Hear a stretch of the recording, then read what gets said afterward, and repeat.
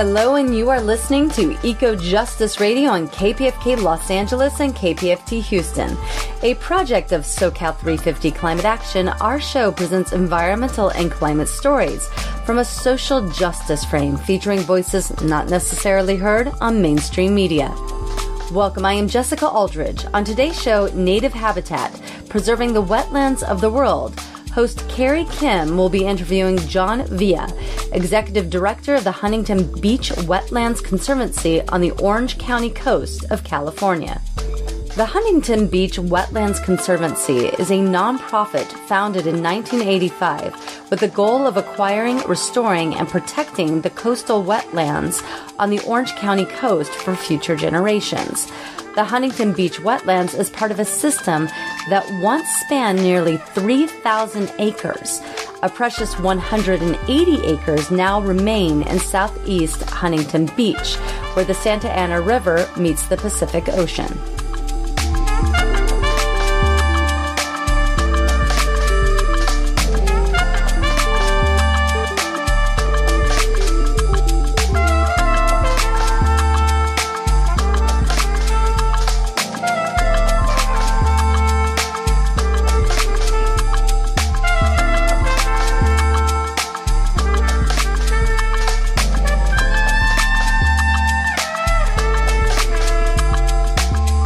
Aloha, this is Carrie Kim. Listeners, mahalo for joining us to speak about the vital importance of wetlands to overall ecosystem function. We thank the Tongva ancestors for their enduring presence, legacy, and stewardship of the region where we are. Our show comes to you from the ancestral lands of the Tongva. And we also honor and thank the Ahashiman Nation as well, as we will be speaking much about the Huntington Beach area, which is part of their homelands. We encourage listeners to support Native First Nations and their continued stewardship wherever you live. Wetlands are vital to our existence and benefit the ecosystem at large with habitat for wildlife, slowing water flows, reducing soil erosion, storing water, recharging groundwater, and aiding nutrient cycle, to name a few. Some studies have reported wetland loss rates in California are at 90%.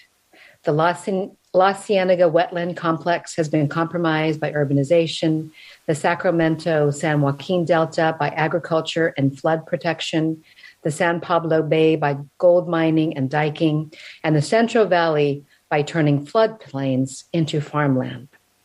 Urban infrastructure, oil extraction, groundwater withdrawals, and pollution can all erode wetlands, which might include vernal or seasonal pools, riparian habitat, and coastal wetlands. At the time of Spanish colonization, it's estimated that roughly 7 million acres of vernal pools once existed here. There are less than 13% remaining today. The urgency continues for us to preserve nature's delicate balance. Around the world, many have committed themselves to restoring and regenerating nature to the best of our abilities. May we each collectively take up this responsibility for future generations.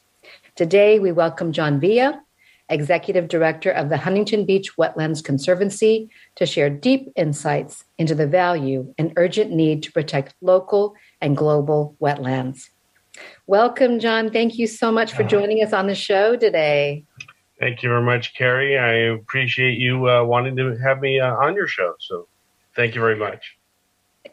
Could you first begin by telling us a bit of the history of the Huntington Beach Wetlands Conservancy and why you got involved? Sure. So the Huntington Beach Wetlands Conservancy is actually a 501c3 nonprofit. It started by a number of concerned citizens that didn't want to see our coastal wetlands in southeast Huntington Beach turn into strip malls, hotels, parks, anything like that. They wanted to do what they could to conserve that natural area that was down there.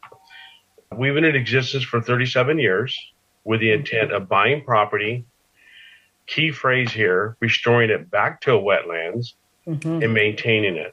And the reason I say restoring it back to a wetlands is there used to be 2,900 acres of wetlands in southeastern Huntington Beach. It went from Beach Boulevard to the coast of Mesa Bluff and went in, if you're not familiar with the area, it went in about a half a mile.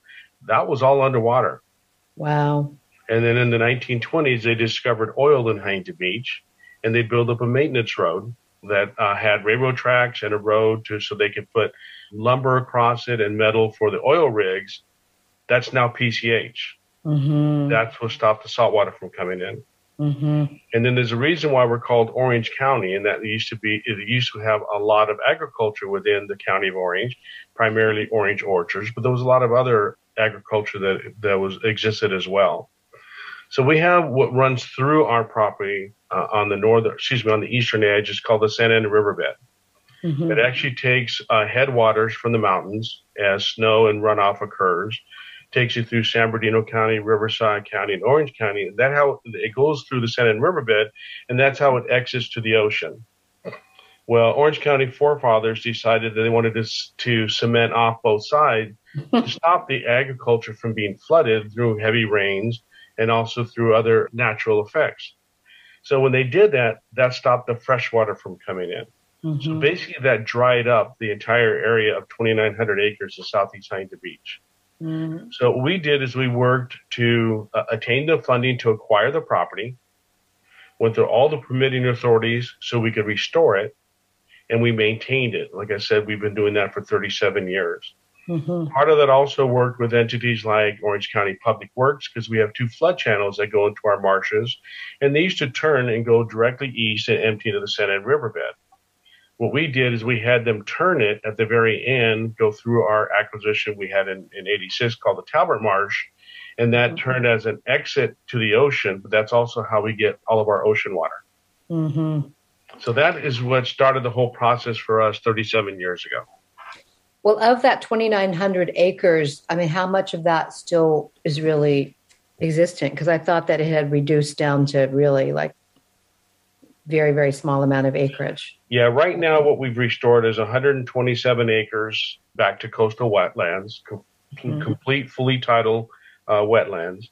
And we just acquired the last remaining 49 acres that are restorable. And we'll be restoring those to a muted tidal influence over the next 3 to 5 years.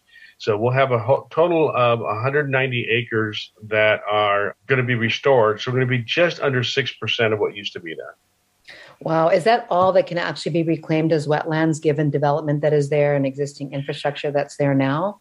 Yes, at this time that is, but it really depends on how much faith you read into the rising sea level issues, because that could cause more.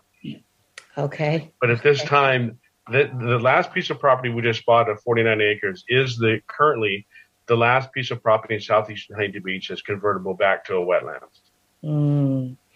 You know, I think it's important to also go back to explaining the sensitive ecology of marshes, wetlands in general, what they actually do as far as ecosystem function. Could you explain that for listeners so they have a greater appreciation for the vital importance of wetlands?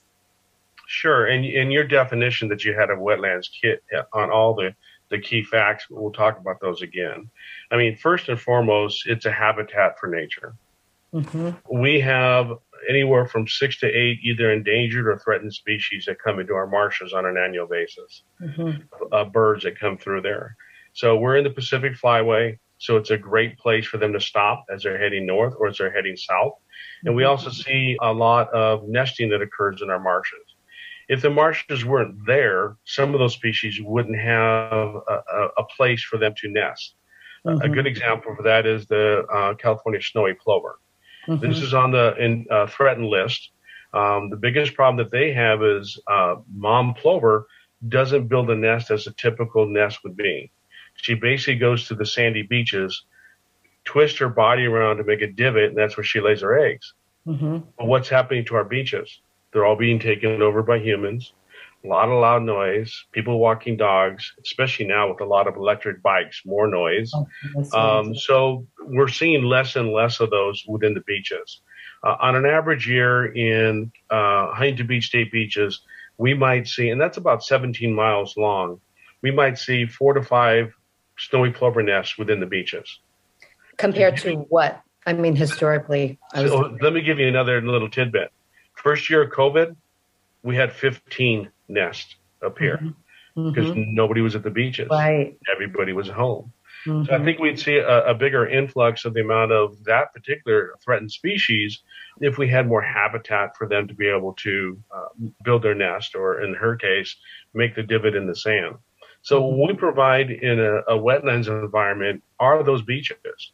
All of our islands within our marshes, the way we've designed them, there's a little bit of sand on every single one of them, all along the edges. So we're providing miles worth of beaches within our marshes, just the way we built them on purpose.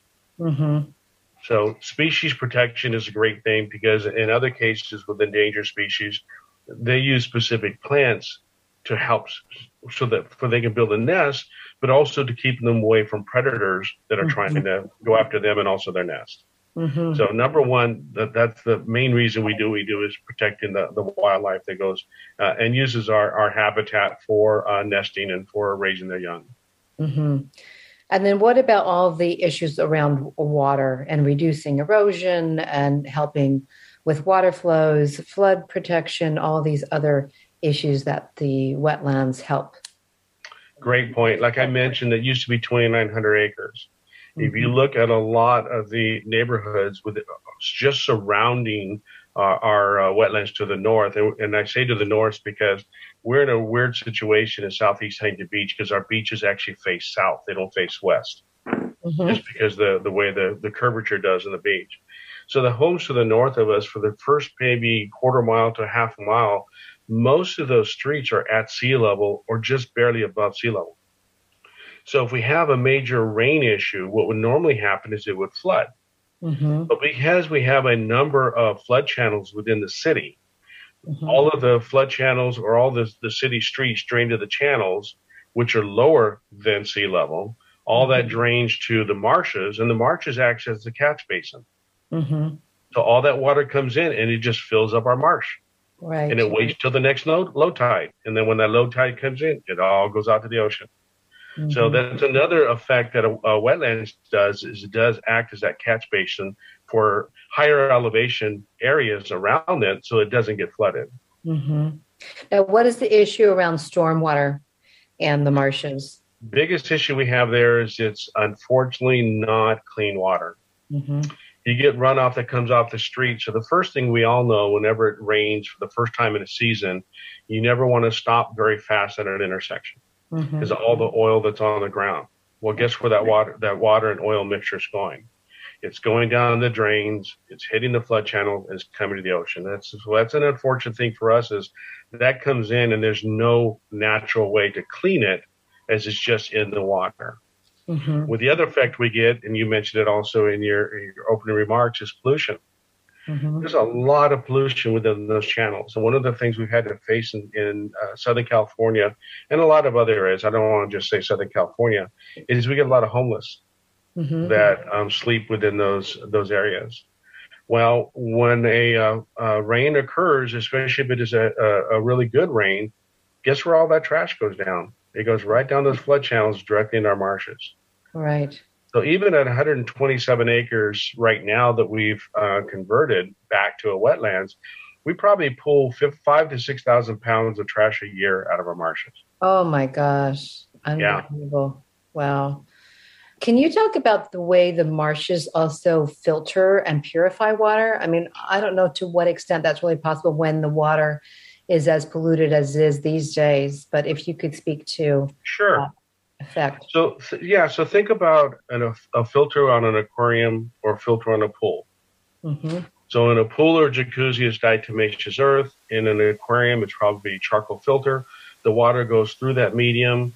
The medium itself cleanses the water, and it comes back out the filter, goes back into the larger container, pool, jacuzzi, or aquarium. It actually is cleaner than when it got sucked out of there. That's kind of how the way a marsh works.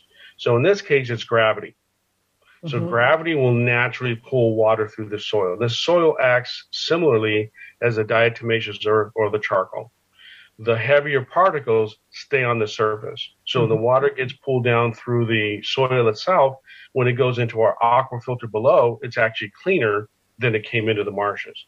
So it's a natural way to clean the water out. Like I said, similar to a filter on a pool or a jacuzzi or an aquarium.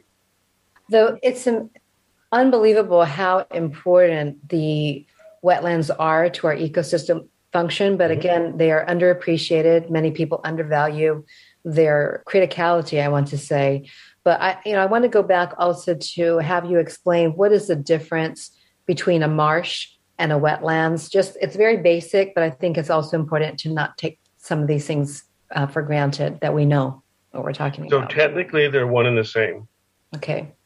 So a marsh is just a definition of an area that has water in it. It could be fresh water, it could be salt water that's in there. What the key is to it is it a wetlands or not? Mm-hmm. By definition, a wetlands has to maintain water within it at all times in a 24-hour period. It can never go dry. So a marsh could.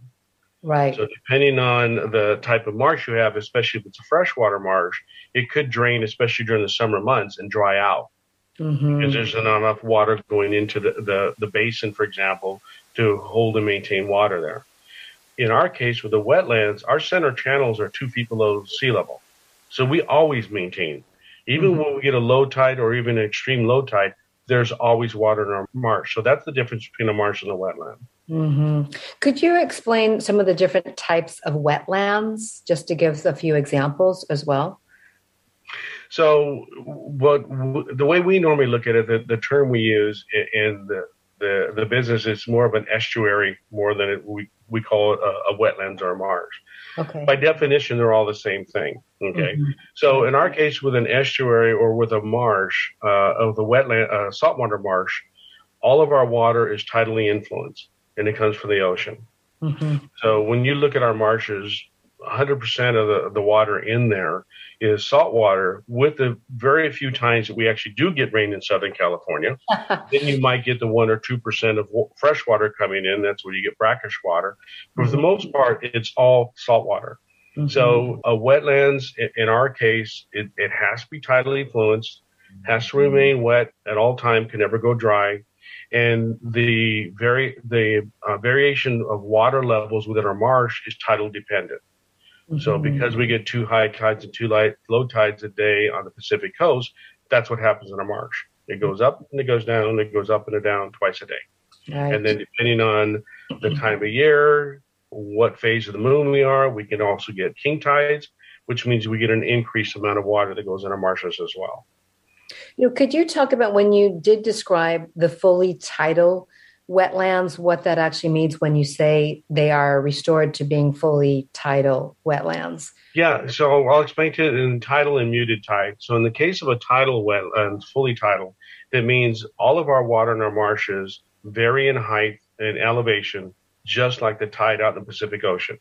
They go up twice, they go down twice. Okay. There's a difference in timing just because of the distance the water has to travel. So normally it would have gone south to north. Right. Now it has to go south to north and go west, and they go west, and they go west. That's how we built the marshes. Right. So we only had one inlet. So muted tide means you control the tide goes in. You either control it at a low level or you control it at a high level. So when we design Newland Marsh, that's going to be a muted tide. And we're going to use tidal gauge for that, so that the water at the low end, as we go to a low tide, will never get lower than maybe a foot and a half above sea level. And then the tide gauge will open so that when tide goes up, they'll close at the upper level at about 4.5 feet. So it doesn't matter if we have a regular tide, high tide of 5.5 feet or a king tide of 7 feet. Those particular marshes will never get higher than the highest level of 4.5 feet. And the reason we did that is because we're adjacent to Beach Boulevard, Pacific Coast Highway, Newland Street, 2 housing tracts, and also a trailer park. And if we didn't do that, there would be too much of risk of flooding, especially during a king tide. So that's what a muted tide is we can control the levels at whatever levels we want using these tidal gauges.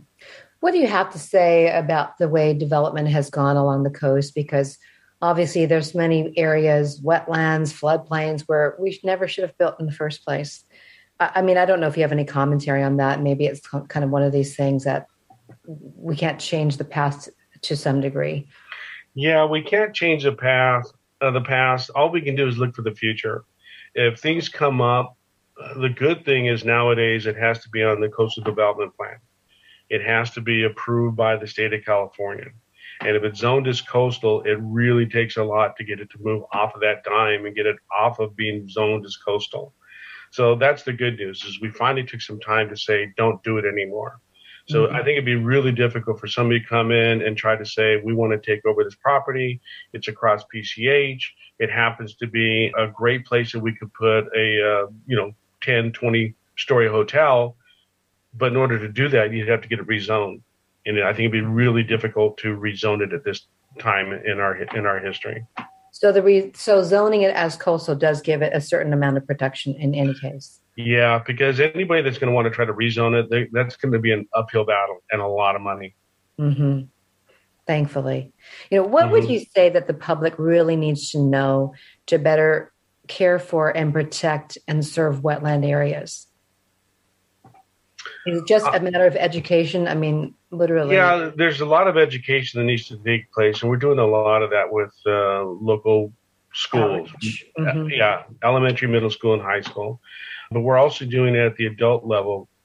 What actions would you recommend for just your average individual what actions should they undertake to help preserve wetlands in their daily life? What are some of the things that you would encourage people to do? Well, some of the simple things we talked about runoff going in. People don't realize that when they're walking down the street and they see a storm drain and there's a sign there that says this drains to the ocean, guess what? It really does. So any trash that they have, anything that they're doing from washing their cars to putting fertilizer on their lawn, when they wash their cars and that runoff goes down the storm drains, or they put the fertilizer on their grass and then they water it and they get runoff that goes down. That all is going to end up in the ocean, or in our cases, in our marshes first before it goes to the ocean. Mm-hmm. I don't think people realize how they at home could impact the wetlands in the ocean, because, hey, I live 10 miles away. How could what I'm doing here possibly have anything to do with the marshes? And they don't see it directly. I mean, I wonder of course, we're talking about toxic chemical runoff. And what kind of issues have you seen amongst the wildlife who are impacted by that kind of toxic water? We haven't seen, if you're looking at or talking about necessarily maybe deformations or anything like that, we haven't seen any of that. Mm-hmm. We work with a number of local universities, so they're doing everything from soil samples. They're taking clams and oysters and crabs out of the marshes, and they're looking at them. They're dissecting them. They're trying to see, is there anything going on with them? So we haven't seen too much of that. Mm-hmm. But in our case, we've only been doing that for the last 10 or 15 years since we do in our marshes. The effect has been going on a lot longer. Right. So what we don't know is what has happened over time. Right. And right now we may just be seeing a smaller amount of influential changes, but we don't know long-term wise what's happened. Or what the baseline has been years ago, right? Decades ago. Exactly. Is the Balsa Chica Ecological Reserve the same as the Huntington Wetlands? Are they separate areas? It was not really. Yeah, they're different. So the Balsa Chica Wetlands are actually further west from where we are by about 10 miles. Okay. The differences are they're owned by the state of California. Mm-hmm. And there's 3 groups like us that educate the public. They'll do dose and lead tours just like we do. They can do some minor things like trash pickup, maybe some weeding, but they can't do anything beyond that. I see. Anything that requires a restoration or a major maintenance activity where it requires permits, the state has to issue those, or go after and apply for those permits, because the state is the landowner. These other 3 organizations that I was referring to are not. Mm-hmm. In our case, we own the property. Now, how obviously it would make sense for you two to work together. I don't know if that happens. We've been trying to do that over the years. It's a little bit difficult at times, just like any other 501c3. If you get 2 working together, they're all trying to figure out where that dollar is going to go to, because we're all fighting for the same dollar. But I think we're finally overcoming that. I think we're finally getting into a position that we can go into this as a normal project that says, if we get dollars in, this is how much goes to you. This is how much goes to me. You develop what you're going to do under the grant. We develop what we're going to do under the grant. As long as we're working to that, we know up front how the dollars are going to be split. There's not going to be any issue. Right. The greater purpose is to be in alignment. So, John, we're going to take a short break right here, and we'll come right back to talk more about restoration in wetlands. Hey listeners, quick break here. We hope that you're enjoying EcoJustice Radio. We are every Monday at 9 a.m. on KPFT Houston and every Wednesday at 3 p.m. on KPFK Los Angeles. Stay connected by subscribing to EcoJustice Radio on all major podcast apps and visit our website, ecojusticeradio.org, to check out previous shows and guests and get connected with us on social media. For an extended version of this interview, as well as other benefits, we encourage you to become a member of our Patreon. Today you are listening to Native Habitat, Preserving the Wetlands of the World, with host Carrie Kim and guest John Villa, Executive Director of the Huntington Beach Wetlands Conservancy on the Orange County coast of California. In a 2018 article, the UN Climate Change News stated that wetlands, essential regulators of global climate, are disappearing 3 times faster than forests. And they also reported that nearly 35% of the world's wetlands were lost between 1970 and 2015. And that loss rate is continuing to accelerate annually ever since 2000. I wondered if you could comment on what we're seeing globally. I mean, obviously, it's not just a local issue. If you look at like the numbers you're just quoting, we are seeing that on a worldwide basis, that we're losing more and more wetlands. I think that the largest portion of that is due to just commercialization of the areas we're talking about. Mm-hmm. So we're seeing just in California alone the amount of acreage that's there. Now, again, the good thing for us is California has developed a process that makes it much more difficult to try to build on those lands today, which didn't necessarily happen 20 years ago when the whole thing of zoning as a coastal was kind of new in the state. I think we're seeing more of that in a lot of other countries because they haven't developed such programs. Mm-hmm. So it's a little bit easier in certain countries, especially certain countries, and I'll call a spade, where graft is a big thing within those countries. Okay. It's easy to get around things in order to build whatever it is you want to build. Just pay someone. That's right. And there's a lot of third world countries that's the way they do business. Mm-hmm. So if those third world countries happen to be, share a shoreline with an ocean, then that's going to mean you're going to have diminishing wetlands and estuaries throughout the world. Yeah, you're seeing some changes as a result of global changes as far as temperatures. So, but to a certain extent, some of that it's taking it back. We see rising sea level. Mm-hmm. There's a chance that our current ocean view property is going to be really ocean view as those lines start to creep up. Uh-huh. So I think we're going to see some changes over time. Good news, bad news, because it's bad news because of what it is. It's it's rising sea level. But it's good news because it could potentially do that. Now, are we going to be smart enough that as we see that, we start removing property? Mm-hmm. Or are we going to be dumb enough to say, let's just put them all on stilts? Mm-hmm. Right. So I think time was going to tell on that of how we look at that. I know in our case, in Southeast Huntington Beach, we're trying to find ways that maybe we can put up a wall at our inlet that has tidal gauges. So that means all of our marshes will be muted tide versus fully tidal marshes. We'll be able to control the amount of water coming in at a maximum level using a tidal gate. So that's one of the things that we're considering. But we still have things there called State Beach and City Beach. Mm-hmm. And if they don't do anything to build up their berms in State Beach, it's all going to be for naught because it'll just come straight across the parking lot, across PCH, and right into our marsh.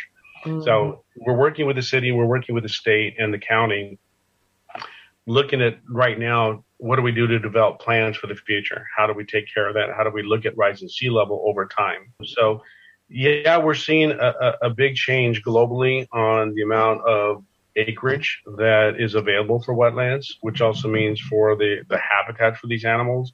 But I think there's enough areas, enough groups that are finally looking into this and seeing what they can do to stop that as far as the commercialization of the shorelines. Unfortunately, I don't think it's enough. Because like I said, there's still a lot of other countries that aren't doing anything about it. I mean, I think it seems pretty unlikely, but are there any people who actually see the problem for what it is? That may be landowners or developers that actually see that they need to change what they're doing. I mean, is there any? So does anything like that exist? I know it's unlikely. Yeah, I'd like to say I'd love for that to be the case, but although I wear glasses, they're not rose tinted. I was just hoping. Yeah, I think there's a lot of people that are looking at it. I think there's a lot of people that are suggesting changes on how we address this issue. Is it getting to the entities that own the property that or want to expand on this property or build on this property? Mm-hmm. I don't know that's happening yet. Well, it's kind of a strange thing because it seems like it's almost an eminent domain kind of an issue in a sense, but for nature, but for the balance of nature. That, I'm sorry, this actually trumps your landholding interest or whatnot because it's for the benefit of the whole ecosystem. Right. Look at how many areas, well, just here in Southern California. I mean, I think that's where you're from, if I remember the area code, but I couldn't remember for sure. Yeah, I am. Yeah. Look at what happened to our air the first 6 months after COVID. Oh, after COVID, it's amazing. You can see the mountains. You can see Catalina. You can see the island on the other side of Catalina. I'm nostalgic for those days. Yeah. And then in less time that it got clean, you couldn't see it again once people were back on the street. So, yeah, I think there's moves to try to make some changes. I know a lot of scientists, biologists, ecologists are doing whatever they can to try to get people to change their frame of mind. Sometimes it takes, I'll say this in a not too cheeky way, sometimes it takes a change in the direction of our senior people in politics to see that there are changes and not just look at them and say, well, I don't believe it. Right. How many more disasters need to occur before that? Exactly.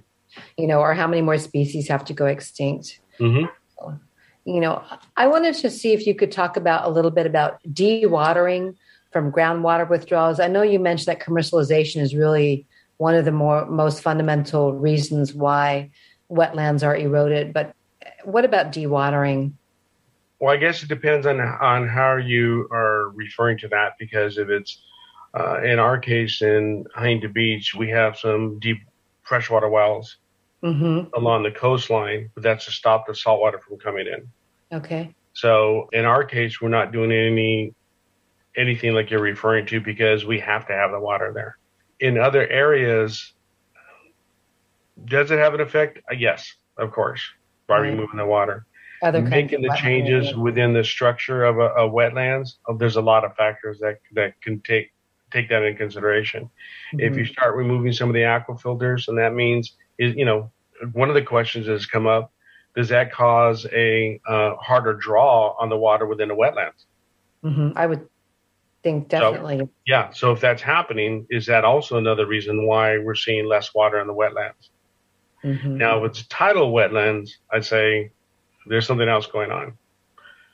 Right. Because that's tidally influenced. And I can't imagine the draw of water because of this process you're referring to occurring when you've got the ocean to fill it back up again. Right. Would it be more like Central Valley? A project like the Central Valley, perfect example. I mean, it's hard to imagine that as floodplains, especially for anyone who drives on the 5 and sees the parched scenario that we see in the Central Valley today. But look at some of your history and go digging through there archaeologically and see how many seashells used to be in that area. Yeah, that's amazing. Yeah. What do you perceive as, we've talked about that the commercialization is one of the greatest threats to wetlands now, and also about how much of the wetlands can ever be reclaimed or regenerated. So how are you approaching, I mean, you have this last remaining 49 acres, and then what? Is it kind of, you just wait to see what happens as far as being able to reclaim more lands, to see what happens with sea level rise? I mean, what happens after those 49 acres? You just kind of hold steady with what we've got? No. I think a couple things we're going to have to do is look at rising sea level, for example. What's that going to do in the area? Because that may give us more acreage that's available, shall we say. Right. Yeah. So that's one of the things we'll always look for is if there's opportunities. There's one small area close by us that there's a freshwater catch basin. We're going to try to see what we can do to incorporate that into our marshes, because when the freshwater goes into our marshes, it becomes brackish. It's not an issue. But right now, that's a catch basin for a lot of runoff. So we have to figure out, is there a way that we can filter the water before it comes in? Other than that, for us, it's more of our mission statement has always been acquire, restore, maintain, and educate. Mm-hmm. Well, now it's restore, maintain, and educate. In 3 to 5 years, it should be maintain and educate, because we're going to do the last restoration. Mm-hmm. But the maintenance portion is not just, it's 190 acres. There's always something to do. That's a lot of acreage, yes. Yeah. Anything from, do we look at raising some of our islands to make sure we have a larger area within our marshes for habitat for birds so they can nest? Mm-hmm. Because in some cases we've seen some shrinking going on. We want to do further studies in our marshes. We worked with a student out of University of Edinburgh a couple of years ago, and then 2 years ago it was with a PhD student out of USC to looking at the blue carbon produced in marshes as just a natural effect that they have, which reduces greenhouse gases. So we'd love to be able to work with some of these other schools and universities and use our marshes as sort of that's their test tube. Yeah, let them come in and experiment and see what we can do. Maybe there's something we can do with algae for biofuel that we see in the marshes. Mm-hmm. I actually had a professor at UCI contact me the other day, and he says, I would love to see about which plants are edible within the marshes, and we can build our own little cookbook. I said, well, that's good news and bad news. It's good news to see what it is. It's bad news that people start coming down and taking out plants. Sure, of course. Yeah, you want to create a demand like that. Right. And, and you mentioned the Indian tribes earlier, and I also told them, go talk with them. If anybody should know what plants can and cannot be used that's edible, they should. They lived around here for centuries. They should have some experience in that. What about sedimentation and also water management? I mean, what do you have to say about these things? I don't know what sort of issues we deal with sedimentation here. So sedimentation is a big issue with any estuary because it has a way to foul up the inlets. Mm-hmm. In our case, it's really, it can be an issue and has been an issue over the last 5 years because our inlet faces south. Mm-hmm. And our offshores seem to go west to east. So when we do have a major storm, especially if it's late in the season, December, January, February timeframe, and that offshores pull sand across our inlet, it can actually block it, which we have an instance right now that is blocked, and we can't open it because there's a lease term preserve right next to our inlet. Okay. And State Coastal Commission won't allow heavy machinery to go in there to open it for fear of disturbing those endangered species of bird. So how do you deal with that ultimately? We check dissolved oxygen levels 3 times a week. We're looking at the possibility of buying or renting some aerators that we can throw into the marsh to help oxygenate the water. Mm-hmm. We're looking at the possibility, the city of Huntington Beach has said they're being willing to work with us to bring some fire trucks down and put a big fountain with a fire hose going into the marshes to help aerate the water. So we're trying to come up with ingenious ways that we can do that to aerate the water for the fish in there, and also so we don't lose any of we have eelgrass in our marsh, which is in the mud flat, so it's all below sea level. So if we don't find a way to aerate that, it'll die off. So sedimentation is a big issue with us at our inlet, but it's also it's an issue within our marshes. Mm-hmm. Primarily the first marsh, which is Talbot Marsh, because that's where our inlet is. Mm-hmm. From there, when the water comes in, it's diverted either to the east or the west. If it goes to the east, it just kind of makes a little bit of a circle there. And we are seeing some buildup of sedimation there. If it goes to the west, it gets broken up by the large rocks there called riprap, and it continues on and goes underneath the bridge, and then it goes into Brooker's Marsh. Well, by the time it gets to Magnolia Marsh, which is further down, most of that sediment is already settled. So all we're getting is water. So by the time you get to Magnolia Marsh, it's like filling up and emptying a bathtub. It's a slow increase and a slow decrease. Mm-hmm. Well, it would have been a lot easier if we could just allow nature to just take care of the balance. It would be a lot less work for us, right? Right. Could you speak about, we're going to take a break in about a minute, but I know that I don't know if Magnolia Marsh, is that the first area that was restored? No, Talbot Marsh was our first one. Talbot Marsh was the first one. And when did that actually begin? 1986 is when we acquired it. We completed the restoration in 88. So it was not that long, actually. No, 37 years ago was when we started. And shortly after that is when we did our... Yeah, but 2 years, 86 to 88, it doesn't seem that long, really. Well, some of it had already been dredged because like I said, there was a flood channel was there. Mm-hmm. So the rest of it, we designed the channels and the islands within it, and then we just breached the inlet to allow the water to go into the marsh. Okay. Or breach the flood channel. So hold that thought, John. We're going to come right back. We're going to take another break and then speak a bit about Magnolia Marsh. Okay. Hey listeners, quick break here. We hope that you're enjoying EcoJustice Radio. We are every Monday at 9 a.m. on KPFT Houston and every Wednesday at 3 p.m. on KPFK Los Angeles. Stay connected by subscribing to EcoJustice Radio on all major podcast apps and visit our website, ecojusticeradio.org, to check out previous shows and guests and get connected with us on social media. For an extended version of this interview, as well as other benefits, we encourage you to become a member of our Patreon. Today you are listening to Native Habitat, Preserving the Wetlands of the World, with host Carrie Kim and guest John Villa, Executive Director of the Huntington Beach Wetlands Conservancy on the Orange County coast of California.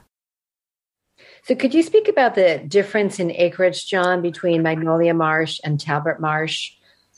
Yeah, so Talbot Marsh, which was our first marsh, is roughly around 32 acres. It was our first marsh. It took us, again, a couple of years to go through, do all the restoration on that one. The next one over is actually Brooker's Marsh. Currently, that's our largest marsh. That is approximately 40 acres. That was acquired prior to 2006, and then we completed all the restoration in 2008 for that. Mm-hmm. We were lucky when we did that one because there was things going in with our current the individuals that were in Washington, D.C. at the time that were looking for some shovel-ready projects, and we actually had some shovel-ready projects. Oh, so you got funding. Speeded up the process, and we got funding for it. And then the Magnolia is the third marsh, and that's about 28 acres. So if you look at the three marshes, that makes up what we have right now. Okay. And that's 120 acres of marsh total and 7 acres of coastal dunes. So that's what makes up our current three marshes that we have. Mm-hmm. So, yeah, it takes a while to go through. And then there was a 2.4 acre that we got at the same time we did Magnolia Marsh. That was a different acquisition. That's what we call Upper Magnolia Marsh. So the difference in them is that they're all, again, tidally influenced because the water comes in from the Pacific Ocean into Talbot, and then we channel it under a bridge at Brookers into Brookers Marsh, under Magnolia into Magnolia Marsh, and then we're going to use a flood channel that empties into Magnolia Marsh to carry the salt water to our newly acquired 49 acres of Newland Marsh. What has been the remaining impact to Talbot Marsh? I mean, many of us know that there was the recent major oil spill in Huntington Beach in October 2021. And so what was the impact? I understand that Talbot Marsh was most affected, no? Talbot Marsh was the most affected estuary in Southern California. And of all of the marshes, we got inundated the worst and the most. So I have to give kudos out to the organizations I work with. I was at the Pacific Air Show. Mm-hmm. Oh. That's the Saturday that it occurred. Mm-hmm. And I was down at one of the major tents right there where ground zero was for the air show going on. Mm-hmm. And I happened to be standing next to one of our council members, and he got his phone, looked at it and said, "John, I think you want to see this." And it was the announcement that was only going out, not even to the press. This was only going out within the city that this major incident occurred. Mm-hmm. That was about 2:00 on Saturday afternoon is when I was notified. So I contacted Orange County Public Works and the city and told the Orange County Public Works, berm up the inlet. We've got to stop the inflow because we already knew it was going along the coastline and it was heading south. By 10 o'clock the next day, we had a berm up. We shut off our inlet. We only had 2 high tides that came with contaminated water, and we already had booms in place. Wow. And so did you feel that the damage was largely remediated based on, how it could have been much worse? It could have been a lot worse if we hadn't bermed up the inlet as fast as we did, and the fact we only had 2 high tides that came in. The other fact that we had it bermed up helped out as well, but it did get in all 3 marshes. It just wasn't Talbert. So I can't go into too much detail on that because I'm with the group talking with the responsible party. Okay, got it. Like there's I'm sure there's all of this. Yeah, so there's more to come. But there was a lot of damage that was done in all 3 marshes, but Talbert Marsh was the worst one. Mm-hmm. Understand that there's not many details you can share about it at this point, but it was devastating for many of us to witness that, and I'm sure especially for you and people like Debbie McGuire of the Wetlands and Wildlife Care Center, people who've been through it, and it's like the second time. It's like it shouldn't be happening. Could you speak about that major restoration project in 2006? I'm not sure if it's your wetlands exactly area, but when the tidal basin was reconnected with the ocean. That was Balsa Chica.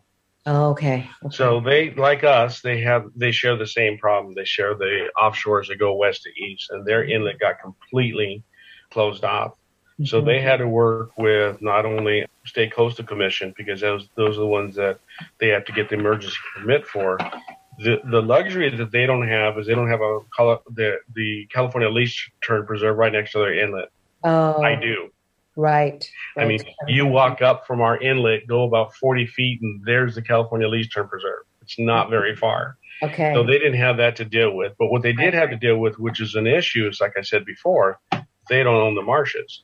So they had to work with the state of California, who does own the marshes, to work and get the permits with California State Coastal Commission, and then they got to get the funding. Now, in my case, Orange County Public Works owns that because it's an outlet for their flood channels.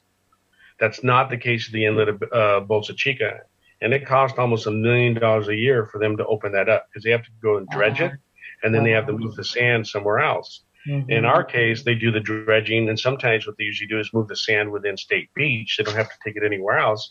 But Orange County Public Works pays for that because it's part of their flood channel and that whole infrastructure we have in Huntington Beach to offload the higher waters in case we get a flood type incident occurring within the city limits. Kim Colpin, she's executive director, or I'm not sure if she still is, of the Balsa Chica Land Trust. She shared a quote that even though that dam for them was removed, that it was essentially created this man-made system and that it's not of nature's original design. Right. And we've been talking about things, you're talking about doing these, the muted tide and being able to control the tidal inflows and so forth. I mean, what do you have to say about that? I mean, maybe it's the best that we can do, given that we've destroyed so much of what was the original design of nature, that we don't have a choice. We really don't.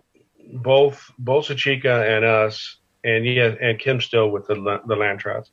But one similarity that both wetlands shares is this little road called Pacific Coast Highway.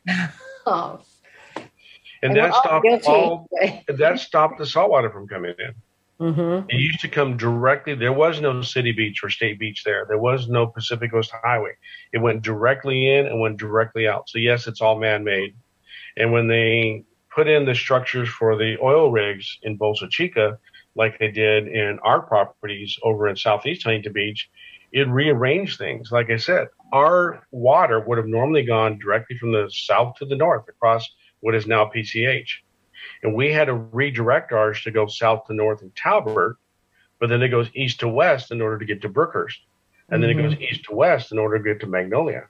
And then it's going to go east northwest to get to Newland. So we're doing the best we can with what we have to work with. It's not the natural flow by any stretch of the imagination.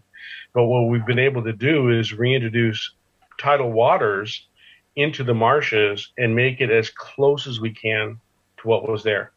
Is it identical? No way. And it never will be, yeah. Yeah. Well, depending on the rising sea level. Are you banking on that, John? Well, I mean, I hearing it makes me feel also like guilty in a way, because so many of people, especially if you're someone who lives in California now, PCH, we're part of it. We're complicit in the whole thing, And how far does it stretch? It stretches from San Diego all the way up to Oregon. I know. I mean, it's basically how far back would we have had to have been from the coast to not have inflicted a lot of damage on the coastline, really, Yeah, when you think about it, it's not as far as you think. I mean, if you go a mile or two inland on most places, you're at plus 10, plus 15, plus 20 feet above sea level. Mm-hmm. So we have seen a little bit of rising sea level in the last decades. So just think about how much of that coastline would have been wetlands if we didn't build a PCH, if we didn't build homes and everything else all the way as far close as we can. Right. Yeah. Exactly. Yeah. Could you speak about the impact of drones in the wetlands? I mean, I know that there's been some issues with drones and Balsa Chica has seen Balsa Chica has seen the brunt of that. They had that incident 2 years ago where two drones crashed together, and luckily it was on an elegant turn nesting area and not a leash turn nesting area, because that means the endangered species wasn't threatened. And the bad news is there was a lot of chicks that were lost because mom and dad flew away and they were gone too long, and unfortunately the eggs didn't survive. In our case, we do see them. Mm-hmm. But I'm lucky because right behind my office in Huntington Beach is the AES power plant, which you cannot, it's a no-fly zone. Okay. So that actually is a benefit, even though, I mean, it's probably got other issues. Yeah. Yeah. So that's good for us for drones. And typically a lot of the drones that we see around us, it's people that would rather take pictures over the beach than over the wetlands. Right. So that's a benefit. Yeah.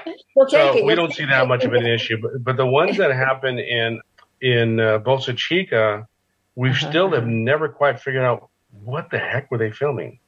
Right. There was wildlife there. That was it. It wasn't even an area where there were beachgoers or even people walking the path. We couldn't figure out why they were there, and more importantly, how did two of them get there so they can crash into each other? Oh my God! It's just like, what are the odds of that? Why for a commercial or something? Yeah, exactly. So drones can be an issue because, especially during nesting season, it could cause problems with the birds that are there. At certain times of day, mom's sitting on the nest, dad is going out and foraging. At night, they kind of switch depending on the species. Well, if you're out there and you get low with a drone, you're going to scare off mom. Mm-hmm. And if mom's away from the egg for too long of a period, and that egg isn't kept warm, they're not going to be viable any longer. So that's an issue we've been seeing. But as the city, the county, the state has been doing whatever they can when they see a drone, especially even if it's over the beach, is to stop it as soon as possible. And I know the city's been doing that as well, because there's the whole privacy issues of the people that are out there with that. So we're really lucky is that we're in an area where I guess it's just not interesting enough for them. Well, that's a blessing. Yeah. John, the work that you were doing is it's so valuable, and we thank you so much for all of your efforts and the Huntington Beach Wetlands Conservancy's efforts and all of those who are working on behalf of wetlands globally. I'm wondering if you could give listeners links. How can they contribute to what you're doing, to your efforts? Can they volunteer? Where should they Sure. To you? So hbwetlands.org is our website, and there's donate buttons on there. We also talk about the community events. Mm-hmm. I do a community event in our marsh the third Saturday of the month from 9 to 12. Anybody can sign up, and they can go to a sister site that we use called ochabitats.org to log into there to look at the events. And they can also go to justserve.org, which is another group that we use for that. I do a lot of things for individual organizations. I'll do special events for Wells Fargo, for UPS, if they want to get their employees out for AES. And then for volunteering, got it.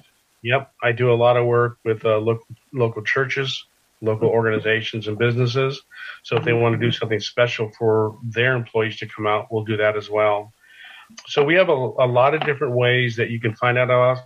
obviously we have a Facebook page as well, and there's a donate button on there as well. But if corporate is looking to how do they get involved for their own philanthropic means, I'd be more than happy to talk to them and see how we work with them on the work we're doing and in the future we're doing, whether it's maintenance today, restoration tomorrow, or whatever the case may be. We thank you again, John, and hope you're very welcome, Carrie. And I'll probably be in the office when you come by tomorrow, so maybe we can meet then. Yeah, sounds great. Yeah, looking forward. Right. Thanks, Carrie. Take care, John. Thank you so much. Hey, listeners, if you want to check out the extended recording of this show, go to wherever you stream your podcast or our website, EcoJusticeRadio.org. Thank you to our guest, John Villa, Executive Director of the Huntington Beach Wetlands Conservancy, and thank you to our listeners for joining us. This has been Native Habitat, preserving the wetlands of the world. Please connect with us on social media at EcoJustice Radio, SoCal 350, and Adventures in Waste. If you like what you heard and you want others to be informed, you know what to do. Subscribe to our podcast and share the episodes.